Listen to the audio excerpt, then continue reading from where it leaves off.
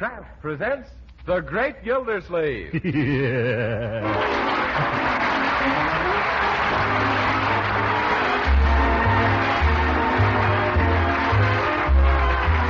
The Kraft Cheese Company, who also bring you Bing Crosby every Thursday night, present each week at this time Harold Peary as The Great Gildersleeve, written by Leonard L. Levinson.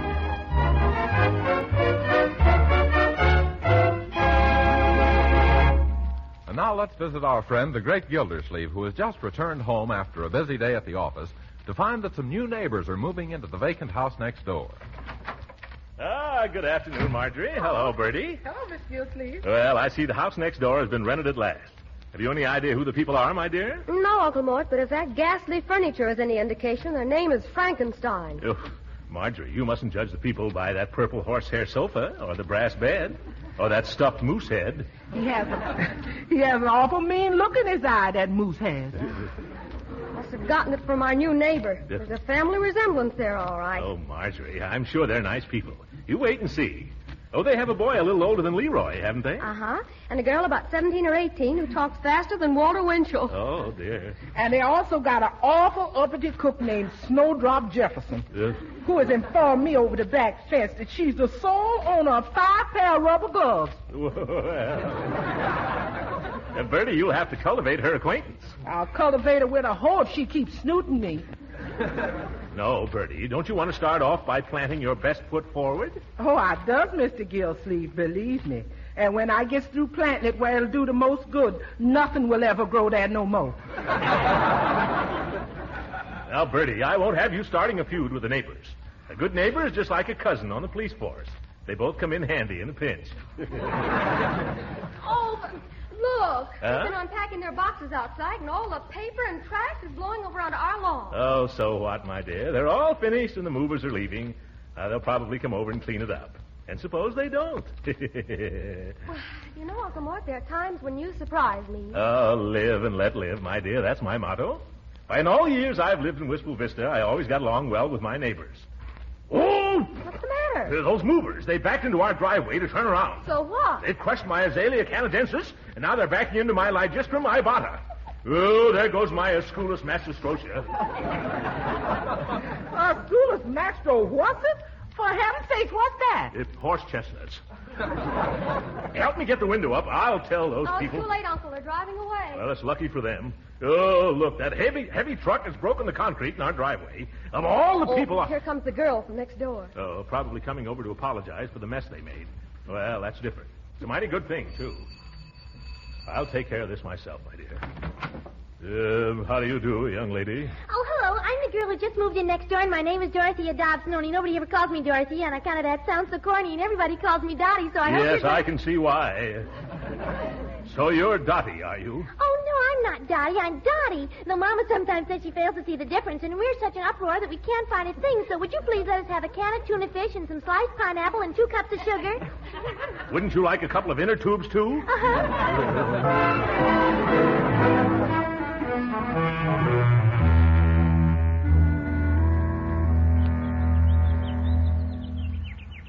morning, Unc. Come on inside. Bertie says your hotcakes are getting cold and your orange juice is getting warm. Well, hello, Leroy. I'm looking for the morning paper.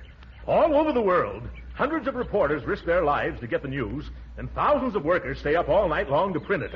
And our delivery boy insists on hiding the paper in the bushes. Oh, you won't find it there, Unc. The dog that moved in next door took it. Leroy, you mustn't speak of our neighbor that way. I'm not talking about him. I mean their hound. Oh? He ran over here, grabbed it in his mouth, and scrambled back home again. Gee, he did it just like he was trained. Yes, he seems to have a nose for our news. Well, I'll just drop in on the Dobsons and explain the situation. Oh, I hope that dog hasn't chewed up Superman.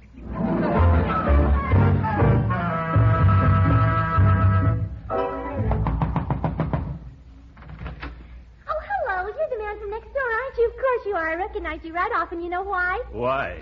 Because you look just like you did yesterday. The same suit, the same shirt, and the same tie. Isn't it awful monotonous? I'd just die if I had to wear the same dress every day, wouldn't you? Yes. I mean, I don't wear dresses. I dropped over to tell you that your dog is taking the morning paper. Oh, how silly, taking the morning paper indeed. Why, even if he could read, he couldn't afford it. Miss Dobson, please, let me finish. He's taking the morning paper off our lawn. It's our paper. Oh, so that's it, and Daddy thought it was a free sample. Oh, Shelby! You calling me? Oh, who's a blister, sister? Go in the dining room.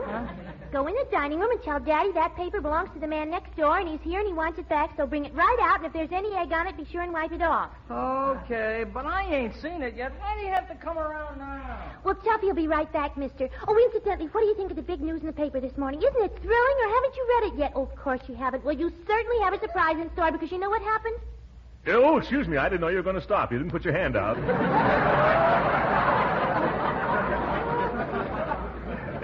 No, what happened? Well, it was the most exciting thing. It seems... Oh, but here comes Tuffy. You can read it yourself. I wouldn't spoil it for anything. Here's your paper. So it is. Thank you, Tuffy. You're welcome, Stuffy. What?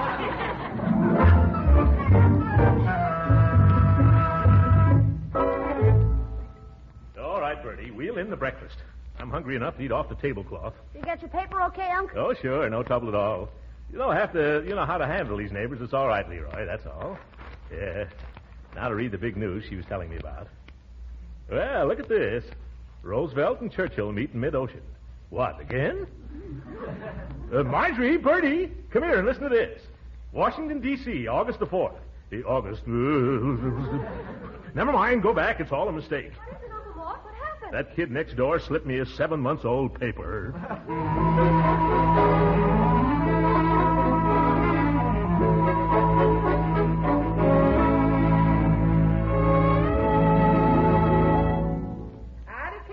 Snowdrop throws one more tin can over this fence, she's going to be out. Here, Bertie. What are you muttering about? It's that cook next door. She's flirting with a face full of skillet. Yeah. And I'm going to knock her block off, and off her it'll look good. Now, Bertie, remember our good neighbor policy. Oh, hello, Leroy. Oh, Uncle Mort. Wait a minute, young man. Come back here. You're all mussed up. Tuck in your shirt tail. I can't. Why not? It's been torn off. Leroy, have you been fighting? Well, not exactly. That kid next door took a couple of pokes at me, and then I took a few swings at him. What happened? I missed. But he didn't. What were you two fighting about, Leroy? Well, it was something he called you, Uncle Mort. Oh, you shouldn't have fought over that. I haven't the faintest concern what that twerp says about me. What did he say? He said you were a big, fat, stuffed shirt. Oh, he did he? And what did you say? I said you didn't have to stuff your shirts. Well, I still don't think that's enough reason to start fighting, Leroy. Oh, I forgot to tell you, he was trying to rub my nose in the dirt at the same time. Oh.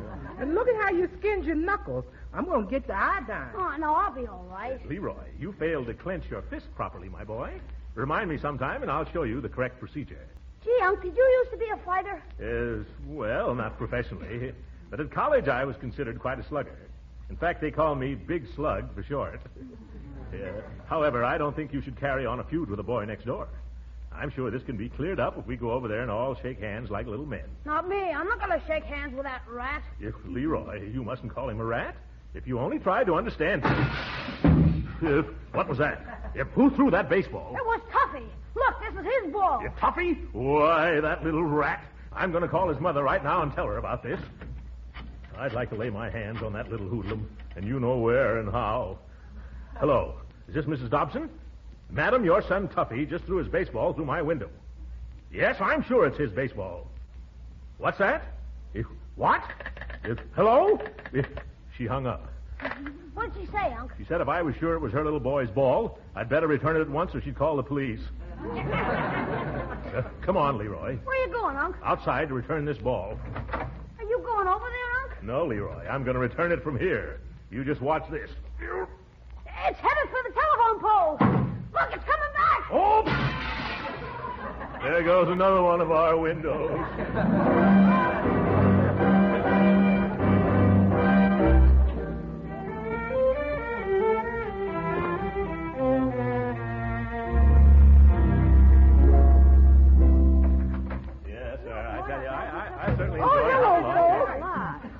Out the man from next door was here. Mr. Dobson? What did he want?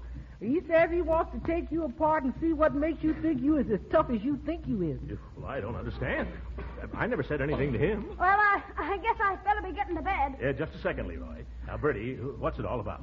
You mean you didn't challenge Mr. Dobson to a fisticuffs breaker? I've never even set eyes on the chap. Well, somebody told him something most disagreeable. It's way past my bedtime, folks. Wait a minute, Leroy. Did you say anything to anyone next door that might have started this? Oh, no. Only I told that toughie that he better not monkey with me anymore, or you'd show his father what a big slug you are. Yes. I'm not afraid of him. Why, Leroy, how can you talk that away? That Mr. Dobson's twice as big as your uncle and only half as fat. Yes, he... What? He is? Oh, Leroy, what are you doing to me? Why, that man's as tough as a 30-cent steak. Oh, Oh, he's not so tough. Leroy, you better go to bed. Let's all go to bed. Okay, good night. Oh, Uncle Mort, what are you going to do? Now, don't worry, Marjorie. I'm sure we can settle the matter peaceably. However, just to be on the safe side, tomorrow I better find some good gymnasium where I can brush up on my boxing before Brother Dobson mops up on me. Hey, Unc, be sure and let me know when you tangle with Mr. Dobson. I wouldn't miss that for anything. Well, I would.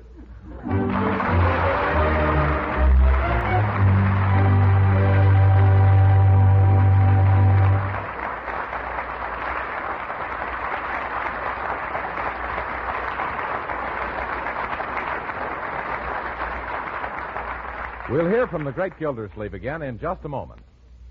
But first, ever stop to think of the progress made in the last few years?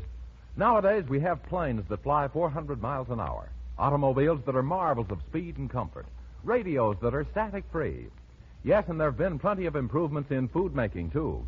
And one of the outstanding examples is Parquet margarine, the delicious spread for bread made by Kraft.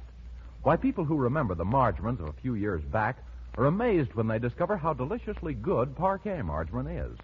You see, Parquet is not an ordinary margarine. It's one of Kraft's fine foods, outstanding for its delicate, satisfying flavor. You only have to taste Parquet margarine once, spread on bread or toast or rolls, to find out how deliciously different it really is. Another thing, Parquet margarine is a wholesome, nourishing food, one of the best energy foods you can serve. What's more, every pound contains 9,000 units of important vitamin A. So get acquainted with this thrifty, nutritious food. Order a pound or two of delicious Parquet margarine tomorrow. Just ask for Parquet, P-A-R-K-A-Y, Parquet margarine, made by Kraft.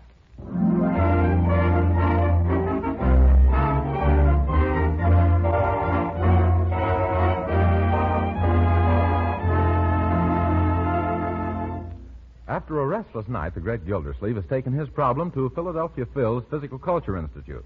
We find him dressed in gym togs, ready for his first lesson from Phil himself. Well, mister, so they did find a pair of shorts big enough for you after all. Yes, these shorts are a little tight. I only got them on by a great stretch of the imagination. Okay, come over here, Mr. Just call me Throckmorton. I want to keep it a secret. Of course. If my name was Throckmorton, I'd want to keep it a secret, too. No, I want to keep my visits here a secret. I'm having a little trouble with one of my neighbors, and I may have to slap him a few times to bring him to his senses. Yeah, I know how it is. Now, what experience have you had as a fighter? Oh, very little, except what I picked up at college and at the YMCA. You look as if the only thing you picked up at them places is yourself. Yes. Exactly. That's why I came here. I need to improve my wind if I'm going to fight. Well, the best way to improve your wind is by doing a lot of running. Mister, if I could run, I wouldn't need to fight. Well, the first thing we got to do is something about that sack of potatoes you're lugging around. What sack of potatoes? Oh! You mean this one? Yeah. Well, now suppose we stop chewing the fat and start taking it off. Yeah. We'll begin with some bending exercises. Bending exercises, but aren't you going to teach me how to punch? No, we'll get to the punch after we take care of the punch. All right, now, feet together, arms overhead, and bend and touch the floor. No, Throckmorton, lower. Come on, do it again. This time I'll make it easier. Feet together. Now bend and touch your ankles. No, Throckmorton, you still haven't got the idea. I've got the idea. The only thing is I've got much equipment. Well, feet together, arms overhead. Now bend. That's it. Way down. I'll bet you haven't seen your knees in 10 years. I get... Well, by George. What is it? I've got dimples. Excuse me, champ. Champ? Who, me? Oh, I'm sorry. You must have made a mistake. I'm not one of the... Maybe not, but... Huh? Yeah, my card. Oh, thanks. Everything from heavyweights to dog racing. Oh. You got a terrific build for the job. Build? Yeah, and showmanship, too. Oh. You know, I've been watching you. Hey, the crowds will love you. Oh, I can't quite picture myself as a champion fighter. Fighter? Who said anything about being a fighter? You're going to be a wrestler. If a wrestler? Well, sure. With your figure and the way you grunt and roll your eyes, and with a full beard on your face, boy, you'll be terrific. Hey, can you groan? Can I? Oh, my goodness.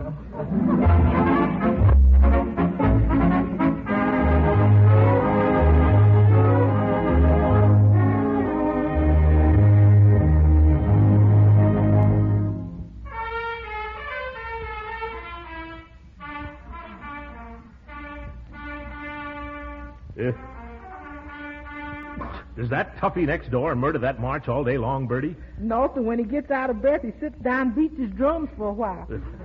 George, won't be long now before I go over there and beat his drum for him. Oh, I wish you'd do it pretty soon, Uncle Mort. I can't understand why you have so much patience. There are two kinds of patience, my dear, and it takes a lot of one kind to keep from being the other.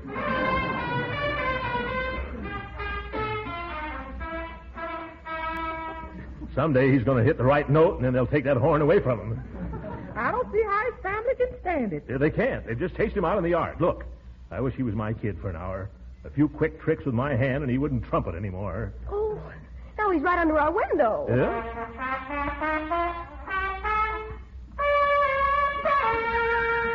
Oh!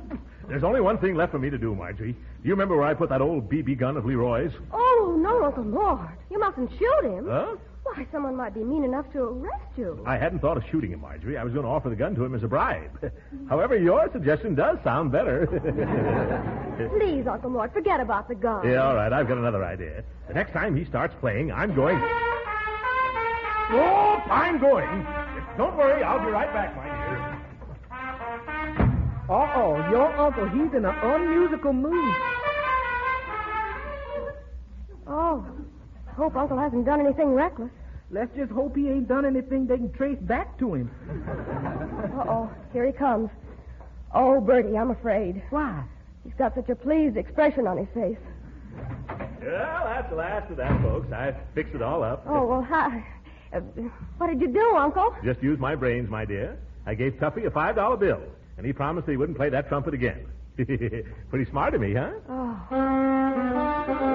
What's that? Oh, my goodness, he's got a saxophone, too.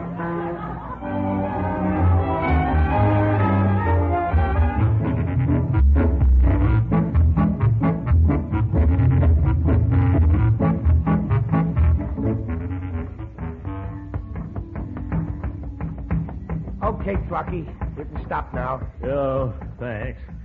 How am I doing, Phil? Well, you've become pretty good with the punching bag. Now, seeing as how this is your 10th and last lesson, I'm going to put you in the ring against a professional fighter. Oh, well, bring him on. The bigger they fall, the harder I am. Well, you know what I mean, anyway. Well, I want to warn you. This guy's supposed to be good. That's all right. I feel pretty good myself. Which one is he? The big guy there, shadow boxing in the ring. Yeah. Oh, yes. He throws a pretty big shadow, doesn't he? Now, come on over to the ring and... No, Truckee, no. You're going toward the dressing room. Yes, I thought I'd save you the trouble of carrying me in there later. Now, don't talk that way. You can take this guy. Yes, I can take him, and I can leave him alone, too. You kidding? I'm dead on the level. Oh, my goodness, dead on the level. Come on, get in the ring, Truckee. Hey, Barrelhouse. Yeah, what is it, Phil? I want you two boys to go 3 or 4 rounds together. Shake hands with Battle and Truckee. Hi. Hi, Barrelhouse. All right, boys. Now, I'll keep time, and you get in there and put up a real fight. And remember, no waltzing. Sure, no waltzing. Excuse me, is a little rumba permissible? No. All right. Get going, boys.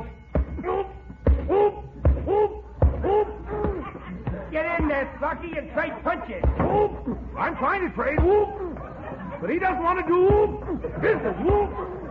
Jab with your left, Truckee, jab. Okay, now, back.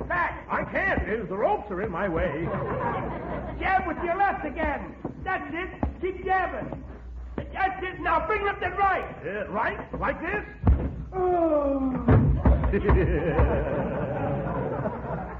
Oh, my goodness, Rocky. You shouldn't have done that. You've knocked him out. I did? Throckmorton, that ain't playing the game. Oh, poor Barrel House. Quick, get me a glass of water. Get two, I'm thirsty. Take it easy, Barrel House. I'll help you into the dressing room. I'll take care of him. You get your shower.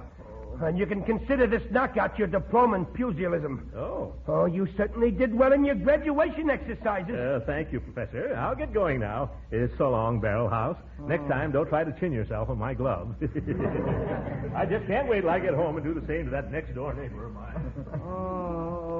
How you feeling, Barrel House? Oh, terrible. I'm in awful pain. That big walrus stepped all over my tenderest corn. Honest, Phil, it was all I could do to restrain myself from hitting him.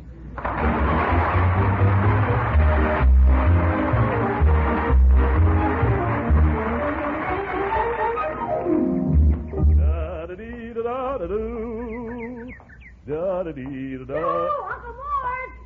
Say, you know that Tuffy Dobson next door? Do I know that brat? Well, he kept picking on me today, till finally I just got good mad, so I hauled off and I let him have it. Well, good for you. Yeah, I fought him clear from the corner into his backyard and up on the screen porch. You should have seen him along the milk bottles. Then his father came home and pulled me off of him. Oh, he did he? Yeah. Say, he's looking for you, Unc. Oh, he is. Well, I'm looking for him. Come on. We're going visiting. This is going to be peachy fun. You mean you're going into Tuffy's house here? Yes, sir. Right now, I feel as if I could lick twice my weight in Dobson's. Will I give that big tub a thumping? Oh, hello. Well, I suppose you came to apologize for what he really did to poor Tuffy. Well, it's a good thing you did because Papa's so mad he could just simply... Silence! You go tell your papa that Mr. Gildersleeve is here from next door and wants to see him. At once. Very well, though I warn you that's not the tone of voice to take with Papa on account of his witness. Oh. All right, I'll tell him. Oh, Papa, there's a man. Leroy, could I trouble you to hold my coat for a few moments? Unc, it'd be a pleasure. There you are. Thank you, my boy. As soon as I roll up my sleeves here. I'm all ready now. Just let that Is big... there somebody out here says he wants to see Mr. Dobson? Oh, my goodness, it's Philadelphia Phil. Oh, this is going to be one of my bad days.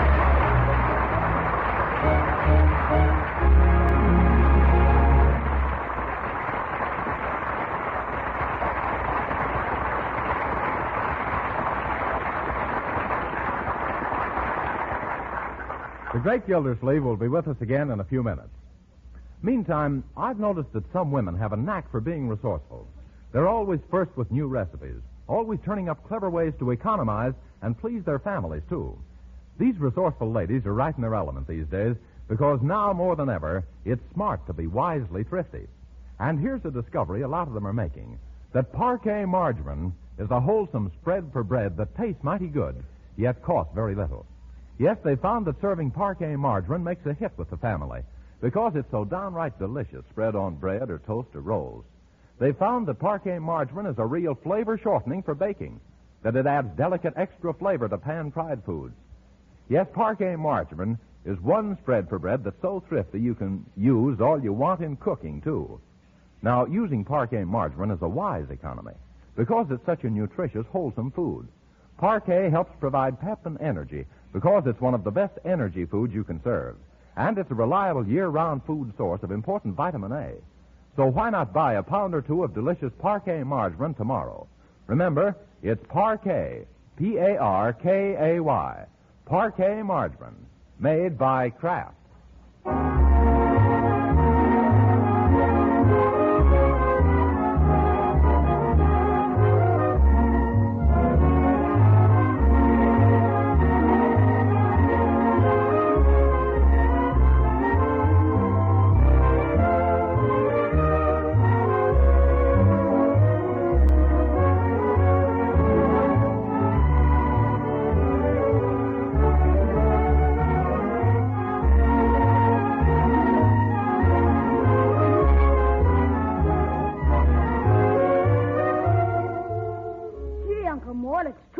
Took all those boxing lessons for nothing. Oh, it wasn't altogether a waste, Leroy. They'll come in handy next Thursday evening. Oh, what are you doing then? I'm going to visit on Rudy Valley program. Yeah, they've matched me with battling John Barrymore. Good night.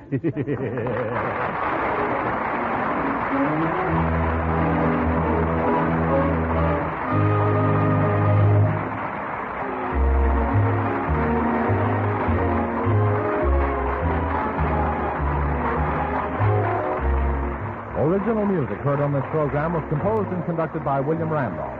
This is Jim Bannon speaking for the Kraft Cheese Company and inviting you to be with us again next week at this same time for the further adventures of the great Gildersleeve. This program has come to you from Hollywood. This is the National Broadcasting Company.